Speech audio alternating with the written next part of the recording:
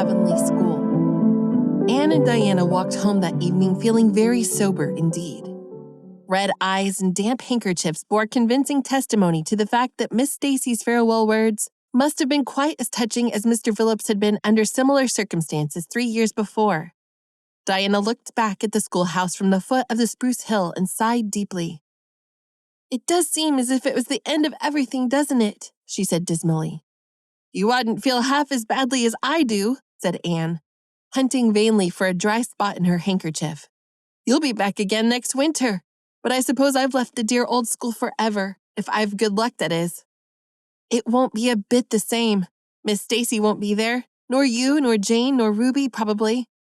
I shall have to sit all alone, for I couldn't bear to have another deskmate after you. Oh, we have had jolly times, haven't we, Anne? It's dreadful to think they're all over."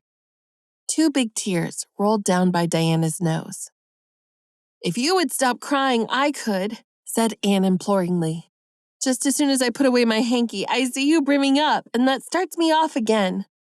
As Mrs. Lynde says, if you can't be as cheerful as you can.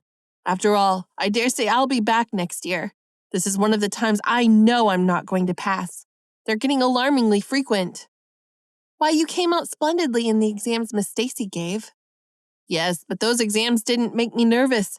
When I think of the real thing, you can't imagine what a horrid, cold, fluttery feeling comes round my heart. And then my number is 13, and Josie Pye says it's so unlucky. I am not superstitious, and I know it can make no difference, but I still wish it wasn't 13. "I do wish I was going in with you," said Diana. "Wouldn't we have a perfectly elegant time? But I suppose you'll have to cram in the evenings."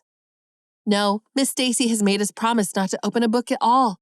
She says it would only tire and confuse us, and we are to go out walking and not think about the exams at all and go to bed early. It's good advice, but I expect it will be hard to follow. Good advice is apt to be, I think. Prissy Andrews told me that she sat up half the night every night of her entrance week and crammed for dear life. And I had determined to sit up at least as long as she did. It was so kind of your Aunt Josephine to ask me to stay at Beechwood while I'm in town. You'll write to me while you're in, won't you?" "I'll write Tuesday night and tell you how the first day goes," promised Anne. "I'll be haunting the post office Wednesday," vowed Diana.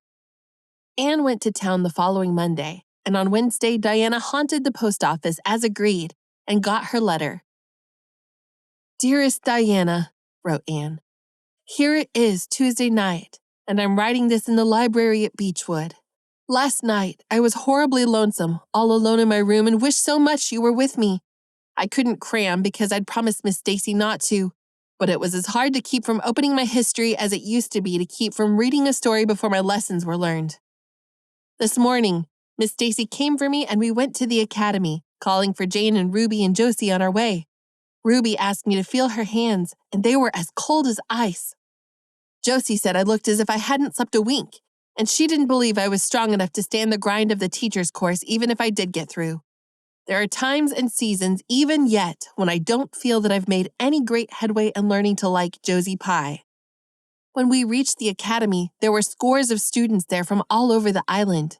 The first person we saw was Moody Spurgeon sitting on the steps and muttering away to himself.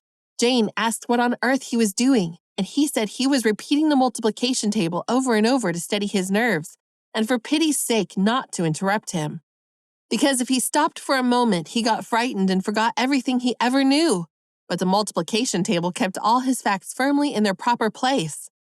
When we were assigned to our rooms, Miss Stacy had to leave us. Jane and I sat together, and Jane was so composed that I envied her. No need of the multiplication table for good, steady, sensible Jane. I wondered if I looked as I felt, and if they could hear my heart thumping clear across the room. Then a man came in and began distributing the English examination sheets. My hands grew cold, and then my head fairly whirled around as I picked it up. Just one awful moment, Diana.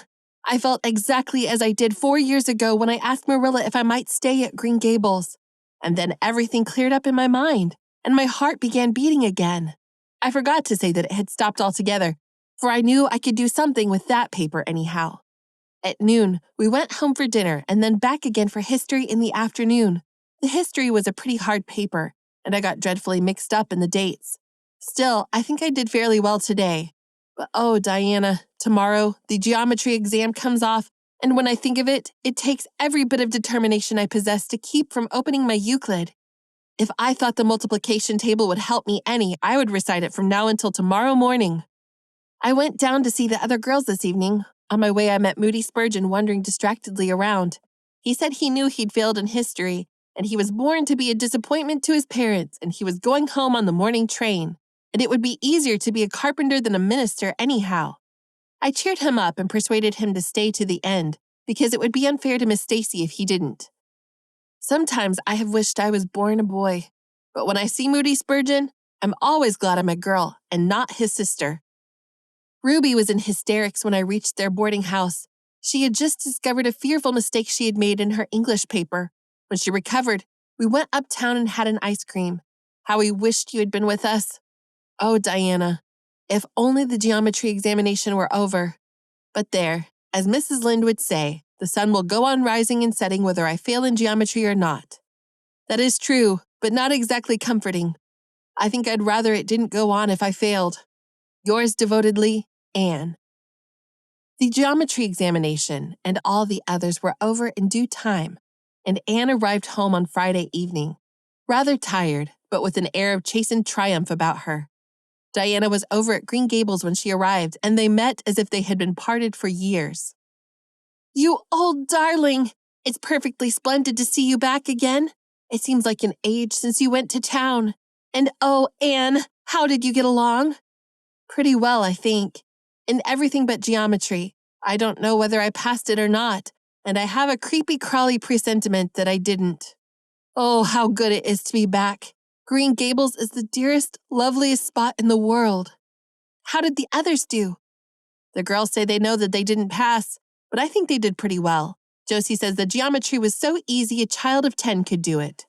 Moody Spurgeon still thinks he failed in history, and Charlie says he failed in algebra. But we don't really know anything about it, and won't until the pass list is out. That won't be for a fortnight. Fancy living a fortnight in such suspense. I wish I could go to sleep and never wake up until it's over. Diana knew it would be useless to ask how Gilbert Blythe had fared, so she merely said, "Oh, you'll pass all right. Don't worry." "I'd rather not pass at all than not come out pretty well up on the list," flashed Anne. By which she meant, and Diana knew she meant, that success would be incomplete and bitter if she did not come out ahead of Gilbert Blythe. With this end in view, Anne had strained every nerve during the examinations. So had Gilbert.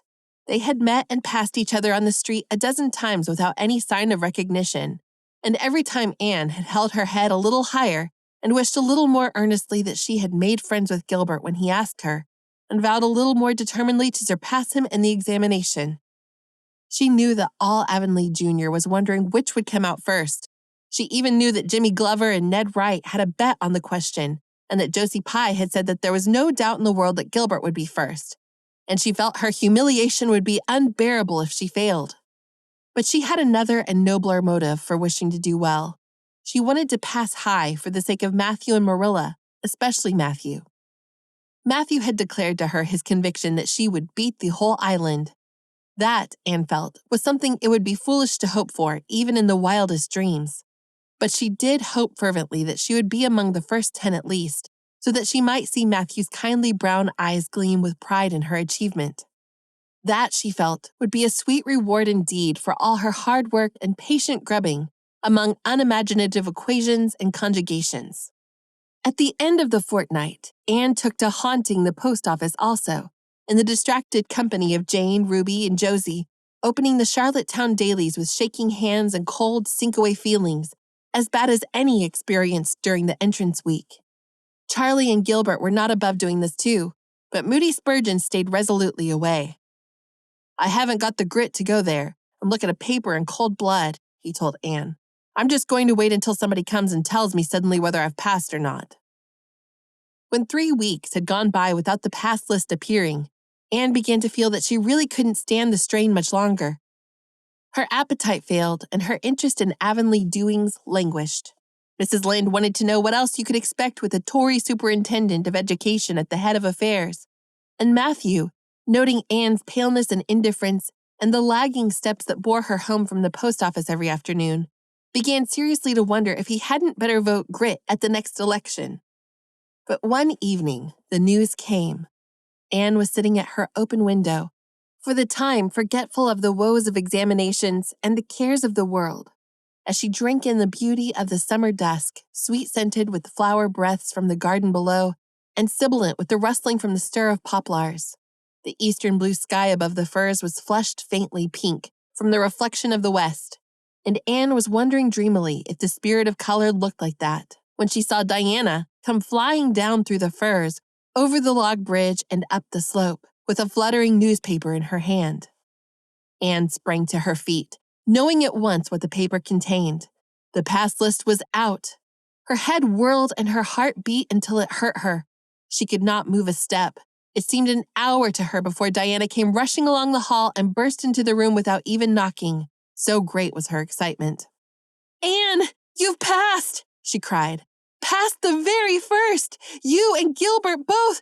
You're ties! But your name is first! Oh, I'm so proud!"